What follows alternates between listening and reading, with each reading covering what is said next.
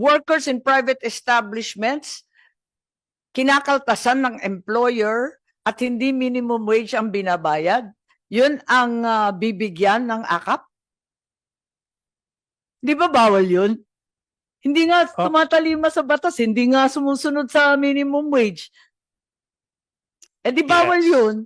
Yes. Ba't mo Well, bibigyan yun? it's a labor dole function. So, Actually po, bawal Alam mo, po yun. Po. habang nagpapaliwanag kayo, mas lalo kang nalilito. Madam Chair, technically bawal yun because it's a violation of the minimum wage law. It was, Violation ng batas yan. Pag would hindi ka that- sumusunod, would that- kasi premyohan ng akap yung mga labag sa batas. pero ang pepremyuhan po natin, quote and unquote, yung mga manggagawa. Nanaisin pa rin po ba natin na although may separate pong proseso in requiring employers to pay workers So, the required minimum wage. Pero ang sasagipin yung employee at walang parusa sa employer. Meron po, it does not set aside the liability of the employer from paying minimum wage. Pero ang tinitingnan po kasi natin, Habang naglalabag sa batas yung employer, ang pamahalaan ng gobyerno muna ang magbabayad ng akap. Tama ba yun? well, there's a separate procedure in requiring employers to pay their workers. Ano po itong mga procedure na to? Una, yung inspection. Second, pwede po silang mag-file ng complaint sa regional office or sa National Labor Relations Commission. Hindi po natin yun isinasantabi. Pero in the meantime, meron po mga manggagawa na nangangailangan. So kaya nandito po ito. But hindi po sila yung grupo ng mga manggagawa. Yusek with all due respect, iklaro muna ninyo yung Yusek sulit kasi rinding-rinding na rin kami, nahihilo kami sa sinasabi ninyo. Ang tatanungin ko, panatag ba ang kalooban ninyo na maliwanag itong mga guardrails or safeguards na ang sadyang mabibigyan ang talagang nangangailangan? Maliwanag na maliwanag po ba sa inyo diyan sa minimum wage at sa severely impacted? Klarong-klaro pa ba sa inyo? po yung aming goal and yun po yung aming hope. Kaya nga, na, pero dito sa guidelines, maliwanag na maliwanag kung sinong tatanggap. Yes, Kasi ma'am. amin hindi Kasi po, ma'am, we do not have the benefit of time in explaining every detail of the No, hindi nyo all the time in the world. but again, we all in the DSWD we always trust in the integrity of the social workers in making sure. Good, but priorities, guidelines, very clear guardrails are even better. Yeah, we put in the 2025 But guidelines. inamin po ninyo na talagang walang maliwanag na safeguards. Depende na lamang sa MSWD. Yung sa 2025 po, ma'am, nilalagyan nga po namin Hindi, ang ang guidelines. nilagay lang ninyo, minimum wage. For example, ma'am, yun po yun sa beneficiary targeting. So those who can avail of the financial assistance, that's well described. And then how we provide Is it well the described? financial It's assistance. only described, as I said, paulit-ulit na tayo. Dadalawa lang ang sinabi dun. Your Honor, Hindi well described po yun. Your Honor, we're from the executive department. We implement the law. Can you Ah. explain the USEC sulit? Yeah, ma'am, sa amin Can we go back to your well described? ma'am, una, ang sinabi Where is namin, the good description po? the special provision says that this is a financial assistance directly given to individuals whose income does not exceed the statutory minimum wage and severely affected by That's correct. inflation. Time and In- again, laws are passed and it is up to the executive or the implementing agency to produce IRR guidelines and so on.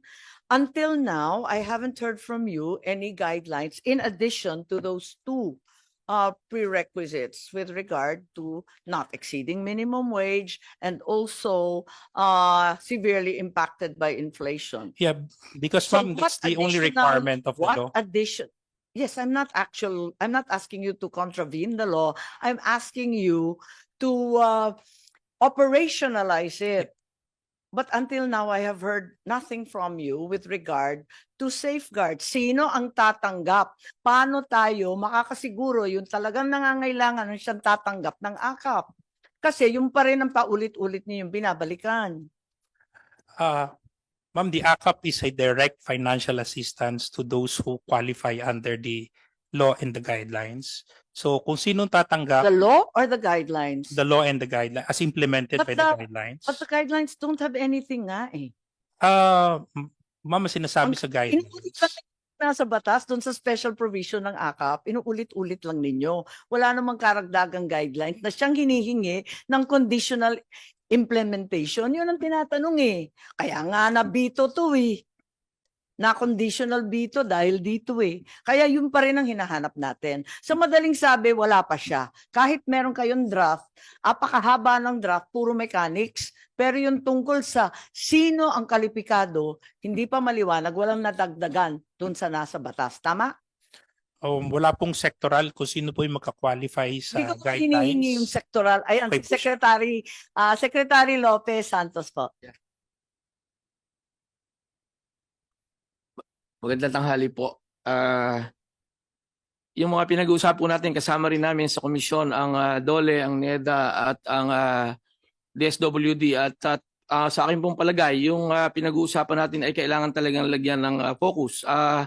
Yung binabanggit po ninyong listahan, saan manggagaling, meron naman po tayong maaring initial na panggalingan na ito batay sa mga umiiral na batas. No? Una, yung minimum wage, madaling ma-identify ng DOLE, sino ito?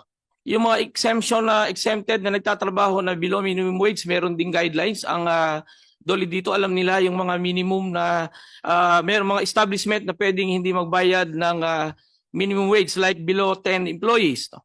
Meron po yan. So madali po nating makikita. Ngayon meron tayong mga sektor na naghahanap buhay na talagang kulang at apos ang kita. Kagaya ng mga magsasaka.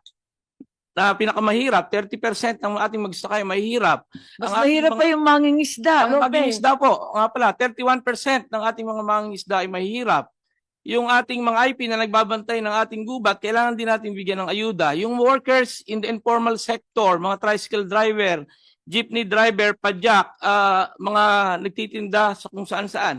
Dapat po ay ito ay mabigyan at mapasama doon sa AKAP. We welcome AKAP as one of the poverty reduction program at sana po magkaroon nito ng focus para magkaroon ng dent sa poverty reduction. No? Alam naman ng NEDA, yung numero kung nasaan to. Ngayon, yung tanong nyo, Madam Chair, kung saan ito po pwedeng panggalingan.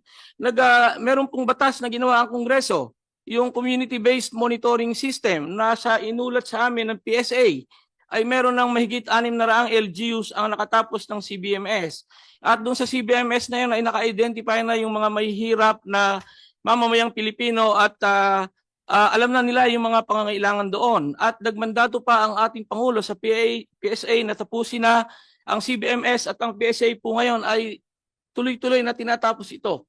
So initially po, ang tingin ko, Madam Chair, bukod dun sa listahan na maaaring ma-produce ng DOLE doon sa mga both formal and informal, ang tingin ko po ang mga local government units na nag-manage o gumagamit ng community-based monitoring system ay maaaring doon manggaling ang mga pamilyang Pilipino na nangangailangan at kapos ang kita. Nandito po si Mayor Magalong at palagay ko alam niya itong community-based monitoring system at nakita natin doon sa ating pong mga koordinasyon sa kanila. Kung merong CBMS na ginagamit, madali nilang ma-identify kung sino ang mahihirap na pamilyang Pilipino at masigit na nangangailangan ng ayuda at alam nila kung sino yung mga kapos ang kita. Good afternoon, everyone. We are proposing, my group, Isang Bayan, that the SWD should upload in its website the list of beneficiaries under AKAP, and opposite the name will be the amount actually received. And a third column, the person who recommended the beneficiary. The reason for this is according to Professor Cielo Magno in India, where there is a similar program, when they publish the name and the amount, those whose names appeared complained that they did not receive the actual amount. They received less. So to avoid that from happening, let us publish the names of those beneficiaries with the corresponding amount that they received, and also the name of the official or a person who recommended. Because if it turns out that the only members of Congress recommended, then that will violate the prohibition that the congressman can only appropriate but cannot implement, because the implementation belongs to the executive branch. That's the PDAF case. Now, if maybe 25-30% of those who recommended are members of Congress, the rest are local officials and civil society people, that will be okay. But if the overwhelming people who made the recommendations are from Congress, I think we have something there's something wrong there. So at least so everybody will be assured that this is above board.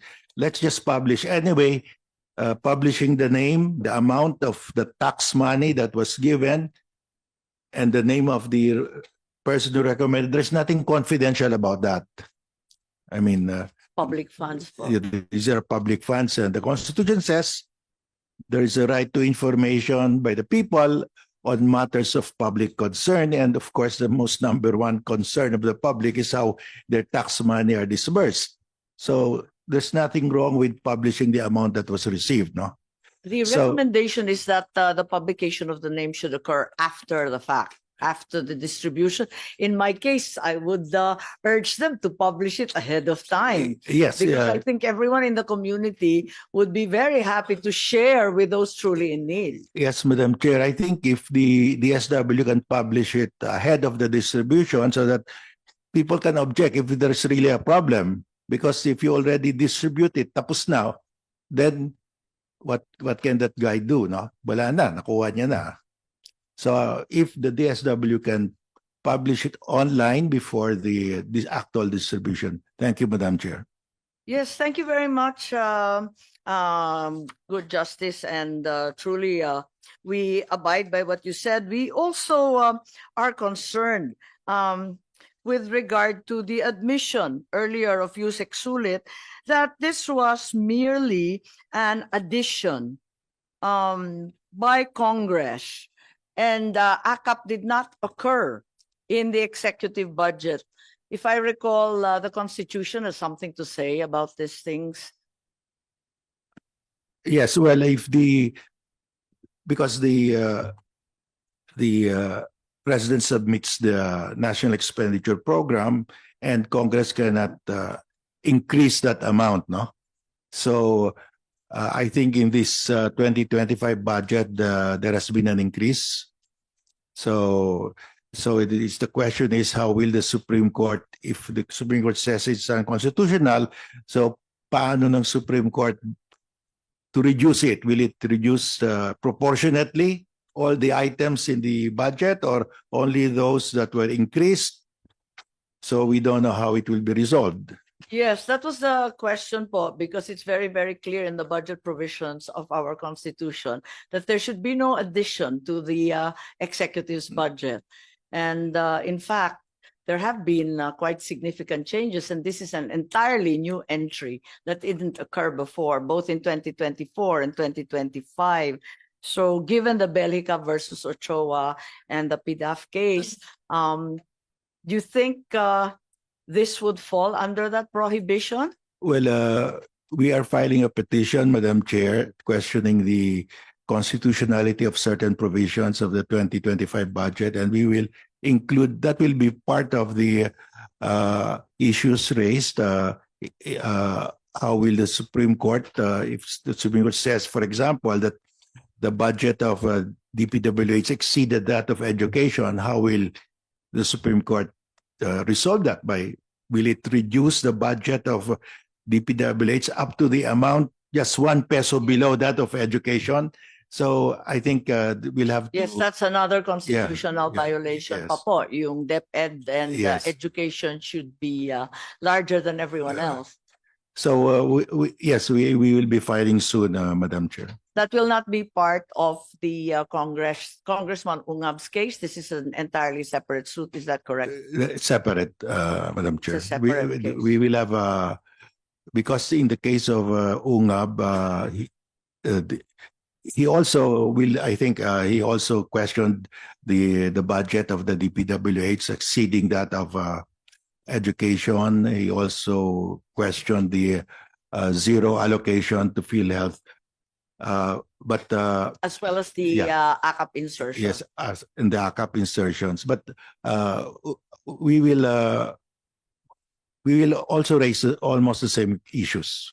Perhaps it should be observed that in addition to the insertion of 26.7 billion for AKAP, there is a reduction of 50 billion for a four-piece, which is mandated by law. There is a four-piece law that requires us to provide for this because inaasahan ng tao yan, buwan-buwan yan. At biglang tatanggalin yung 50 billion, malaki-laki po.